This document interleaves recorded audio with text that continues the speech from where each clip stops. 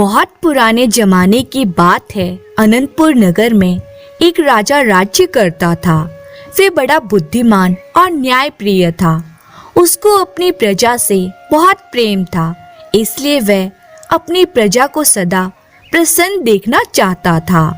वह चाहता था कि उसके राज्य में सभी को उचित न्याय मिले, इसलिए उसने अपने सभी दरबारियों को एकत्रित किया। सभी दरबारी जब इकट्ठे हो गए तो राजा ने उनके सामने एक प्रस्ताव रखा। वह बोला, हम चाहते हैं कि हमारे राज्य में प्रत्येक व्यक्ति को न्याय मिले। यदि किसी भी व्यक्ति को कोई भी समस्या हो तो वह सीधा बिना किसी झिझक के हमसे आकर मिले। सभी दरबारियों ने राजा के इस प्रस्ताव को उचित ठहराया। तब राजा ने आदेश दिया, हमारे महल की मीनार में एक बहुत बड़ा घंटा लगाया जाए। उसकी रस्सी नीचे जमीन तक लटकी होनी चाहिए। आदेश का पालन हुआ। घंटा मीनार में लटकाया गया और उसमें एक लंबी मजबूत रस्सी बांध दी गई। फिर राजा ने अपने राज्य में ऐलान करा दिया कि यदि किसी के साथ कोई अन्याय हो तो वह केवल घंटे को बजा दे, उस व्यक्ति को न्याय अवश्य मिलेगा। ऐलान को सुनकर राज्य के लोग बहुत प्रसन्न हुए। लोगों में चर्चाएं होने लगी, हमारा राजा बहुत अच्छा है। इतना अच्छा राजा किसी दूसरे राज्य का नहीं हो सकता।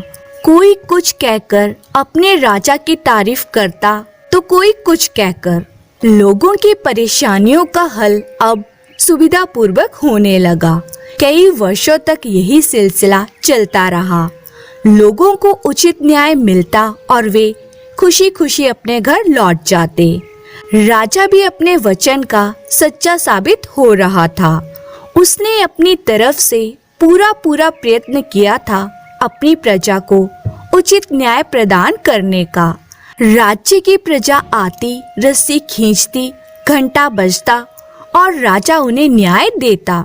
कुछ समय बाद रस्सी काफी पुरानी होने के कारण कमजोर पड़ चुकी थी। एक दिन राजा ने रस्सी का निरीक्षण किया तो उन्होंने पाया कि वास्तव में रस्सी की हालत इस समय बहुत कमजोर हो गई है। तब राजा ने अपने नौकरों से उस रस्सी को बदलने का आदेश दिया। घंटे में बंधी रस्सी अब बहुत पुरानी और कमजोर हो गई है, इसलिए उसे बदलकर नई तथा मजबूत रस्सी बांध दी जाए। राजा के आदेश का पालन किया गया। नई तथा मोटी और मजबूत रस्सी का प्रबंध किया गया, लेकिन ये नई रस्सी इतनी मजबूत और मोटी नहीं थी जितनी की पहले वाली थी। तब राजा के नौकरों के दिमाग में एक युक्ति आई। उन्होंने सोचा कि क्यों ना वे उस रस्सी के स्थान पर मोटी सी अंगूर की बेल लटका दें। उनकी युक्ति नौकरों के कमांडर की समझ में आ गई। अतः उन्होंने एक लंबी, मोटी और मजबूत अंगूर की बेल घंटे से बांधकर लटका दी। बेल काफी मजबूत और ताजी होने के कारण जल्दी ही उसमें कोंपलें निकल आई। ऊपर से नीचे तक वे हरी भरी हो गई। हरी भरी होने के कारण वह बेल बहुत सुंदर लगने लगी। उस राज्य में एक सैनिक रहता था। उसके पास अपना एक बूढ़ा घोड़ा था। घोड़े की तरह वह सैनिक भी अब बूढ़ा हो चुका था, परंतु उस सैनिक को अपने वृद्ध घोड़े से बहुत प्यार था, क्योंकि उसने प्रत्येक युद्ध में उसका साथ दिया था। किंतु अब सैनिक से अपने घोड़े की पहले जैसी देखभाल नहीं हो पाती थी, इसलिए एक दिन उसने अपने घोड़े को आजाद कर दिया। घोड़ा इधर उधर भटकने लगा। घोड़े की आंखें भी कमजोर हो गई थी। उसे अपना चारा भी कम ही दिखाई देता था। भटकता हुआ एक दिन वह राजा की उसी मीनार की ओर निकल गया जिसमें घंटा लटक रहा था और अंगूर की बेल उससे बंधी थी।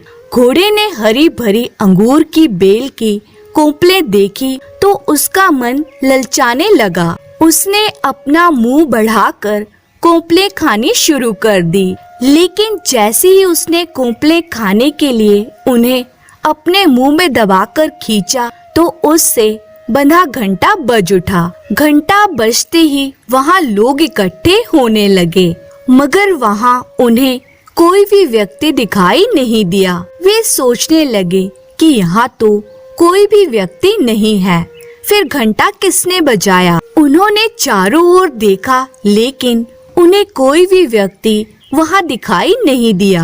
राजा के सेवक भी वहाँ पहुँचे, मगर वे भी किसी ऐसे व्यक्ति की खोज ना कर पाए जिसने घंटा बजाया हो। दरबार में हलचल मच गई। बात राजा तक पहुंची। राजा भी उसी स्थान पर आ गए। तभी घोड़े ने एक बार फिर कोंपले खाने के लिए अपना मुंह आगे बढ़ाया। कोंपले अपने मुंह में दबोची और बेल को खींच दिया। घंटा एक बार फिर बजा। इस बार वहाँ मौजूद राजा सहित सभी लोगों ने घोड़े की इस क्रिया को देख लिया था। सभी अचंभित रह गए। तब राजा ने अपने दरबारियों को आदेश दिया कि वे घोड़े को पकड़कर दरबार में हाजिर करें। घोड़े को दरबार में पेश किया गया। तब राजा ने अपने दरबारियों से सलाह मशवरा किया कि इसके साथ क्या न्याय किया जाए। किसी ने कुछ बताया तो किसी ने कुछ कहा।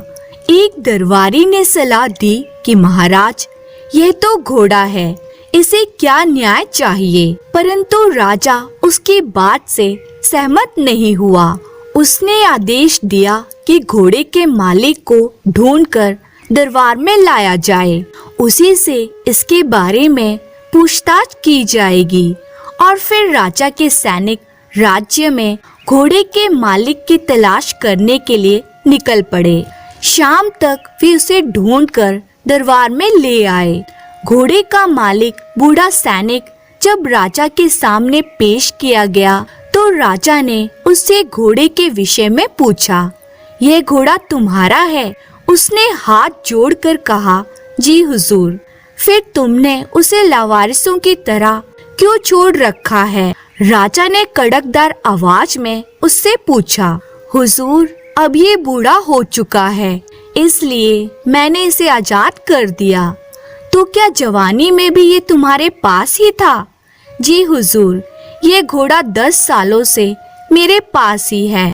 कई युद्धों में इसने मेरा साथ दिया है। ओह, राजा ने कुछ सोचते हुए कहा, तो जवानी में तुमने इसकी सेवाएं प्राप्त की और अब जब ये बूढ़ा हो चला है तो तुमने इसे इस प्रकार छोड़ दिया। शर्म आनी चाहिए तुम्हें। राजा ने क्रोधित होकर कहा। सैनिक का सिर शर्म से झुक गया। उससे कुछ कहते ना बन पाया। तब राजा ने आदेश दिया, इसे अपने घर ले जाओ और जिस प्रकार जवानी में तुम इसे चारा दिया करते थे उसी प्रकार अब भी इसकी सेवा करो। यह हमारे दरबार में न्याय मांगने के लिए आया था, इसलिए हमारा कर्तव्य है कि हम इस घोड़े को भी उसी प्रकार न्याय प्रदान करें जिस प्रकार हम मनुष्य को करते हैं। और इसकी देखभाल का खर्चा राजकोष से तुम्हें हर महीने प्राप्त होता रहेगा। राजा का न्याय सुनकर दरबार में मौजूद सभी व्यक्ति आश्चर्यचकित होकर उनके मुंह को देखने लगे। राजा का न्याय उस राज्य के सभी प्राणियों के लिए बराबर था। तो दोस्तों, इस कहानी से हमें यह शिक्षा मिलती है कि पशु हो या पक्षी, सभी दया के पात्र होते हैं। जो लोग पशुओं को बूढ़ा समझकर आवारा छोड़ देते हैं, वे प्रकृति के नियम का उल्लंघन करते हैं। पशु अपनी युवा अवस्था में आपका अच्छा साथ निभाते हैं और आपको भी उनके बुढ़ापे में सेवा करनी चाहिए। यही मालिक का धर्म बन जाता है।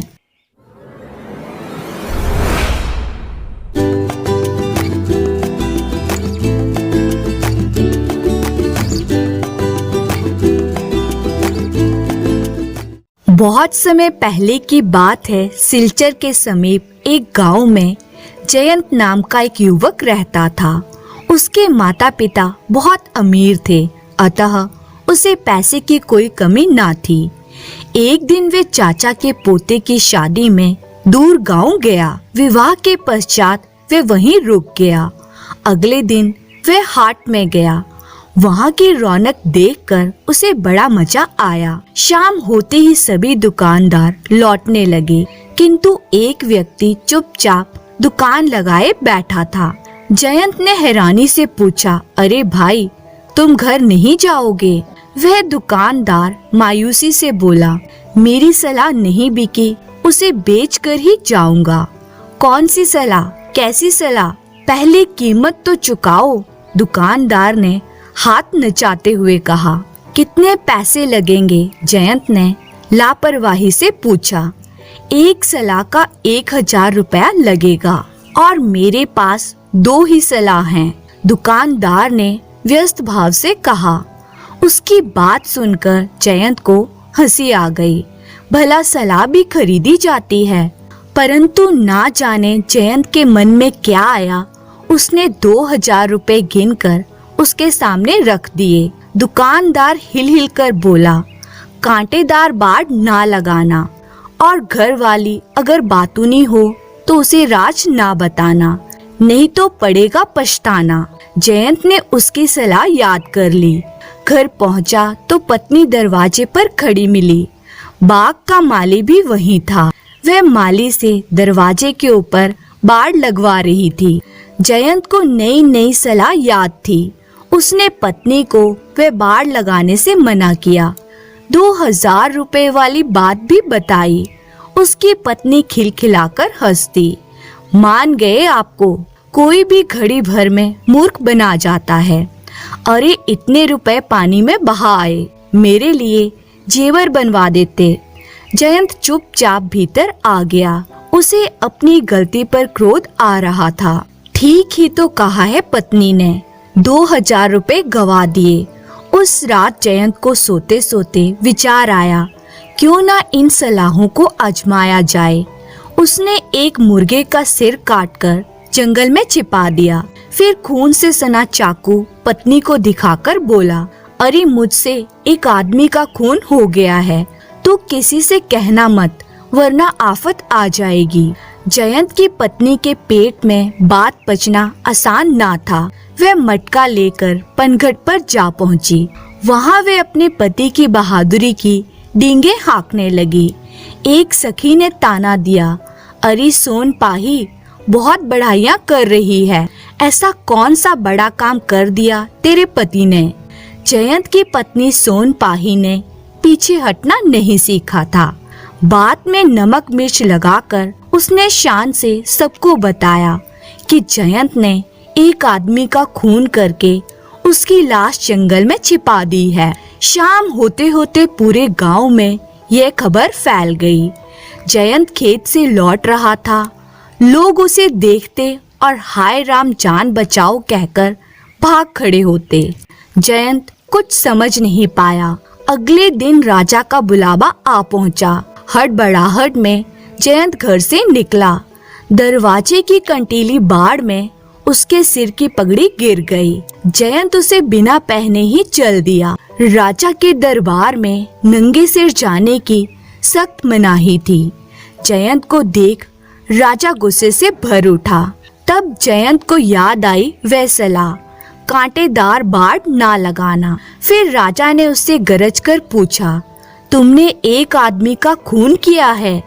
जयंत ने हकलाते हुए उत्तर दिया, जी नहीं। क्या तुम सच कह रहे हो? स्वयं तुम्हारी पत्नी उस खून की गवाह है। जयंत के कानों में यह बात गूंजने लगी। घरवाली अगर बातूनी हो तो उसे राज नहीं बताना चाहिए, नहीं तो पड़ेगा पछताना।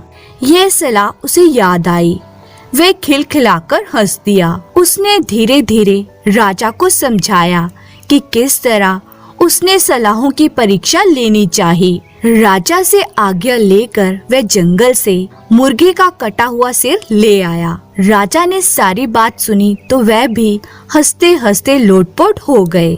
जयंत को राजा ने ढेरों इनाम देकर विदा किया। सोनपाही कुछ नहीं जान पाई, परंतु जयंत ने उन सलाहों को सारी उम्र अमल में लाने का निश्चय कर लिया। धन्यवाद। विलासनगर में एक राजा राज करते थे। उनकी हाथीशाला में हाथी और अस्तबल में घोड़े थे। उनका राजभवन स्वर्ण जैसा सुंदर था। उनके पास धन दौलत और हीरे जवाहरात की कोई कमी न थी, लेकिन राजा के मन में सुख न था। असल में राजा का मन साफ नहीं था।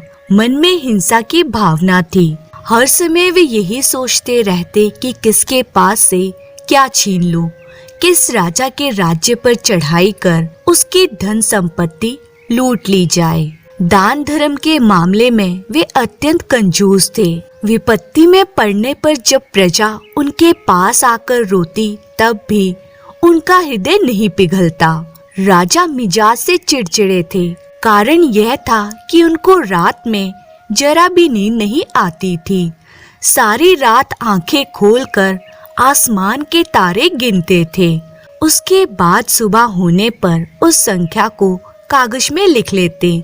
इसी प्रकार जो तारे उन्होंने गिने थे, उसका कोई हिसाब नहीं था। राज्य के पंडित डर डर के जी रहे थे। कारण यह था कि राजा ने उन्हें कह दिया था कि जब वे स्वस्थ हो जाएंगे, जब वे फिर रात में सो सकेंगे, तब पंडितों का काम होगा उन संख्या का योग करना। तभी पता चलेगा कि आसमान में कितने तारे हैं। लेकिन राजा के स्वस्थ होने के कोई आसार नजर नहीं आ रहे थे। माथे में फुलेल लगाने, बिस्तर पर चमेली का इत्र छिड़कने अथवा बर्फ के जल से भिगोई पट्टी लगाकर पंखे से हवा करने से भी कोई लाभ नहीं हो रहा था। कोमल तकिए पर सिर रखकर सारी रात राजा डबडबाई आंखों से आसमान को निहारते रहते। हालांकि दोपहर में भात खाने के बाद बिस्तर में लेटने पर थोड़ी नींद आ जाती थी। इसी तरह दिन पर दिन रात में ना सो पाने के बावजूद राजा अस्वस्थ नहीं हुए थे, पर चिड़चिड़े बहुत हो गए थे। इसी प्रकार उनका राजकाज चल रहा था। इसी बीच एक दिन राजा का जन्मदिन आया। देश विदेश से अनेक अतिथि आए। नाना प्रकार के आकर्षक उपहार लेकर वे आए थे। कोई पन्ना जैसे रत्नों से सजा हुआ मुकुट लाया था। किसी ने गोल गोल सफेद मुक्ता का हार दिया। कोई हीरे का कुंडल लाया था और कोई सोने की जरी वाली पोशाक लेकर आया था। प्रजागण भी अपने सामर्थ्य के अनुसार कुछ न कुछ उपहार राजा के लिए लेकर आए थे। ऐसे कीमती उपहारों को पाकर राजा उस दिन बहुत खुश हुए। राजसभा में बैठकर सभासदों के साथ हंसी मजाक कर रहे थे। उसी समय वहां एक ब्राह्मण पंडित उपस्थित हुए। देखने में सुंदर, साफ धोती चादर पहने हुए थे। राजा को हाथ जोड़कर प्रणाम कर वे खड़े रहे। राजा ने पूछा, क्या बात है, क्या चाहिए? पंडित बोले, महाराज, आज के शुभ दिन मेरी आपसे कुछ प्रार्थना है। प्रार्थना का नाम सुनते ही राजा की भ्रिकुटी टेढ़ी हो गई। फिर भी शांत भाव से बोले, क्या प्रार्थना है, सुनो जरा। पंडित बोले, महाराज, हमारे गांव में एक भी पाठशाला नहीं है। एक पाठशाला की बहुत जरूरत है। छोटे छोटे बच्चे बच्चियां नदी पार कर पास के गांव में पढ़ने जाते हैं। सर्दी, गर्मी, बरसात में, आंधी तूफान में उन्हें अत्यंत मुसीबतों का सामना करना पड़ता है। आप यदि सहायता करें तो गांव में एक छोटी सी पाठशाला बनवा सकता हूँ।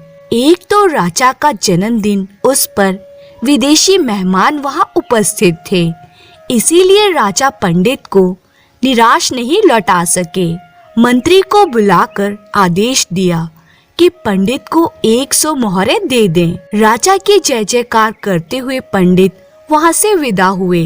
लेकिन राजा के मन में खुदबदी लग गई। 100 मोहरे चले जाने के दुख में उनके लिए जन्मदिन का आनंद फीका पड़ गया। सारा दिन आमोद प्रमोद में गुजरने के बाद शाम हुई। सूर्य के डूबते ही राजा का मिजाज खराब हो जाता था। थोड़ी देर के बाद ही तो रात हो जाएगी और रात का मतलब सारी रात जागना। लेकिन कुछ करने को नहीं था। राजा के सोने की व्यवस्था कर दास दासी विदा हुए। विशाल राजमहल में शांति छा गई। तकिए पर सिर रखकर राजा लेटे हुए थे। तारों की गिनती शुरू नहीं हुई थी। राजा मन ही मन प्राप्त उपहारों की गणना एवं उनका मूल्य निर्धारण कर रहे थे। कितना लाभ हुआ, कितना नुकसान, इसका हिसाब लगा रहे थे। उसी समय उन्हें एक सुरीली चिड़िया की आवाज सुनाई दी। राजा बोले, इतनी रात को कौन सी चिड़िया सुरीली आवाज निकाल रही है? बसंत का समय था। खुली खिड़की से फुर फुर दक्षिण की हवा आ रही थी और उसी के साथ आ रही थी चिड़िया की सुरीली आवाज। राजा समझ गए कि उनके बगीचे में कहीं बैठकर चिड़िया सुरीली आवाज में गाना गा रही है। किसी पक्षी की आवाज है। किस पक्षी की आवाज है वे समझ नहीं सके, पर उसकी आवाज उन्हें अत्यंत मीठी लगी। पक्षी की सुरीली आवाज सुनते सुनते राजा का सारा हिसाब गड़बड़ा गया। उसके बाद राजा हिसाब करने की बात भूलकर चिड़िया का सुरीला गाना सुनने लगे। धीरे धीरे राजा की दोनों पलकें भारी होने लगी और उन्हें नींद आ गई। सुबह का प्रकाश शरीर पर पड़ते ही राजा उठ बैठे। वे आश्चर्यचकित रह गए। सारी रात गहरी नींद में सोए थे। खैर, अंततः राजा का अनिद्रा रोग दूर हुआ। अत्यंत प्रसन्न होकर वे स्नान करने गए। 3 रातों तक ऐसे ही चलने पर राजा के मन में विचार आया कि कहीं उस पक्षी की सुरीली आवाज सुनकर ही मुझे नींद आई है क्या? तब तो उस पक्षी को पकड़कर लाने से ही मेरी समस्या दूर हो जाएगी। पिंजरे में उसे डाल दूंगा। वह सारी रात अपनी सुरीली आवाज से गीत गाएगा और सारी रात मैं आराम से सो सकूंगा। उन्होंने तुरंत मालियों को पक्षी को पकड़ने का आदेश दिया, लेकिन सारा बगीचा छान मारने के बावजूद बुलबुल, गौरैया, कोयल एवं अन्य अनेक पक्षी दिखाई दिए, पर उस पक्षी का कुछ पता नहीं चला।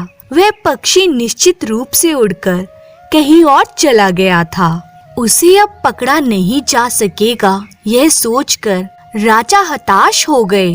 कुछ दिनों के बाद राजा को गीत सुनाने के लिए वह पक्षी फिर से आया। उस दिन राजा का मन बहुत दुखी था। उस साल राज्य में सूखा पड़ा था। फसल की उपज नहीं हुई थी, इसलिए किसान लोग राजसभा में विनती करने आए थे कि राजा इस साल का लगान माफ कर दें, वरना भूखमरी की नौबत आ जाएगी। सुनकर राजा गुस्से से लाल हो गए। इससे पहले कि राजा उन्हें धक्का देकर बाहर निकलवा देते, मंत्री ने राजा के कान में कुछ कहा कि इन किसानों में डर की भावना नहीं है, इन्हें प्राण जाने का भय नहीं। आप इन्हें भगा देंगे तो ये पड़ोसी राजा के साथ मिलकर आपके विरुद्ध षड्यंत्र करेंगे। उसके बाद यदि पड़ोसी राजा हमारे राज्य पर आक्रमण कर दें तो हमारा बहुत धन बर्बाद होगा। इससे बेहतर है कि इनका इस साल का लगान आप माफ कर दें। आंखें तरेर कर राजा ने मंत्री को देखा, परंतु उसकी बातों को उड़ा देने का साहस नहीं जुटा सके, कारण मंत्री बूढ़ा एवं अत्यंत अनुभवी था। किसी तरह अपने गुस्से को काबू में रखकर राजा ने आदेश दिया कि इस साल का लगान माफ किया जाता है। किसान राजा की जय जयकार कर वापस लौट गए। उस दिन रात में राजा अपने बिस्तर पर लेटे लेटे हिसाब लगा रहे थे कि किसानों का लगान माफ करने पर उन्हें कितने रुपए का नुकसान हुआ है। ठीक तभी उन्हें उस पक्षी का मीठा गीत सुनाई दिया। हड़बड़ाकर राजा खिड़की की ओर दौड़े। अंधकार में आंखें फड़फड़ाकर चारों ओर देखा एवं यह समझने की कोशिश की कि चिड़िया किस पेड़ पर बैठकर गाना गा रही है, लेकिन उन्हें कुछ समझ में नहीं आया। निराश होकर राजा बिस्तर पर लेटकर चिड़िया का मधुर गाना सुनने लगे। सुनते सुनते राजा को नींद आ गई। एक ही नींद में रात कट गई। राजा को अब ये बात अच्छी तरह समझ में आ गई थी कि उस चिड़िया के गाने से ही उन्हें नींद आती है, लेकिन उस पक्षी को पकड़ने का कोई उपाय वे नहीं कर पा रहे थे। उनके जैसा पराक्रमी राजा एक छोटे से पक्षी को काबू में नहीं कर पा रहा था। यह सोचकर उनका मन भारी हो गया। दिन बीतने लगे। राजा का राजकाज में मन नहीं लग रहा था। हर समय सिर्फ उस चिड़िया की बात सोचते रहते। इसी बीच खबर आई कि राज्य के उत्तरी क्षेत्र के कुछ गांवों में महामारी फैल गई है। बड़ी संख्या में लोग अस्वस्थ हो गए हैं। खबर सुनकर राजवैद का मन छटपट करने लगा। उनकी बड़ी इच्छा थी कि और कुछ चिकित्सकों को लेकर स्वयं वहां जाएं और लोगों की चिकित्सा करें, किंतु उसके लिए तो राजा की अनुमति चाहिए थी। उस दिन राजवैद ने राजसभा में हाथ जोड़कर कहा, महाराज, उत्तर क्षेत्र के गांवों में अच्छे चिकित्सकों की जरूरत है। आप यदि अनुमति दें तो मैं और कुछ चिकित्सकों को लेकर वहां जा सकता हूँ। राजा ने बिना मन से कहा, ठीक है, जाइए। कुछ साहस करके राजवैद ने फिर कहा, गरीबों के दवा आदि के लिए कुछ व्यवस्था तो करनी होगी। 500 स्वर्ण मुद्राएं मिल जाती तो अच्छा होता। अन्य मनस्कता की अवस्था में राजा ने झोंके में कह दिया, ठीक है, ले जाइए। लेकिन तुरंत वे चौंक पड़े कि हाय, मैंने ये क्या कह दिया। परंतु भरी राजसभा में सबके सामने बोलने के बाद बात को वापस लेना उनके लिए संभव नहीं हुआ। 500 स्वर्ण मुद्राएं लेकर राजवैद रवाना हुए। उसके बाद राजा का मन मिजाज एकदम बिगड़ गया।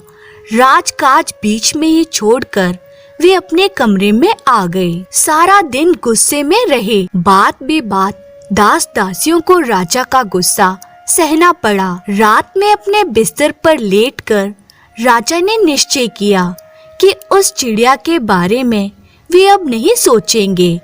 पक्षी के बारे में सोचने के कारण ही आज उनका इतना नुकसान हुआ। ठीक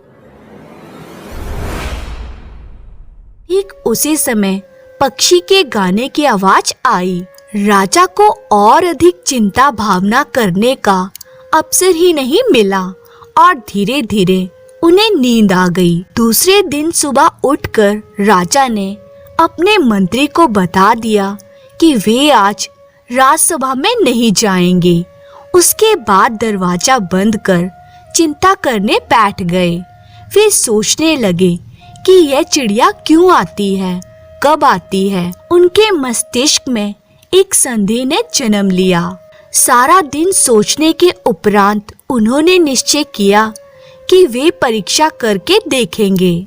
राजा राजसभा में बैठे हुए थे। मंत्री, सेनापति सब उपस्थित थे।